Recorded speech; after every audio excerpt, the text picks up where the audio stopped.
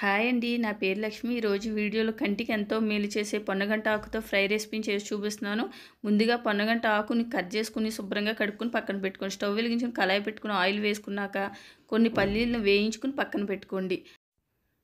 శనగపప్పు, మినప్పప్పు, జీలకర్ర, ఆవాలు, 2 ఎండుమిర్చిని కట్ చేసి వేసుకుని కరివేపాకు వేసుకుని పోపు వేగినాక ఒక ఉల్లిపాయని చిన్నగా కట్ చేసి వేసుకుని ఇవి కూడా వేగినాక ముందుగా కడిగి పెట్టుకుని పొన్నగంట ఆకుని వేసుకుని సరిపడా సాల్ట్, పసుపు వేసి ఒకసారి కలుపుకోండి. ఇది వేగుతూ ఉంటుంది. ఇందులోకి మసాలా ప్రిపేర్ చేసుకోవాలి. దీంతోనే టేస్ట్ వస్తుంది.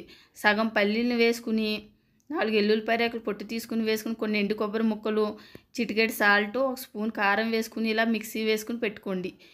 పొన్నగంట కూర పూర్తిగా వేగినాక మాత్రం ఈ పొడి వేసుకుని బాగా కలుపుకుని లాస్ట్లో కొన్ని పల్లీలు కూడా వేసుకుంటే పొన్నగంట ఆకు ఫ్రై రెడీ అయింది. ఈ వీడియో మీకు నచ్చినట్లయితే లైక్, షేర్, సబ్స్క్రైబ్ చేసుకోండి. Thank you for watching. Bye bye.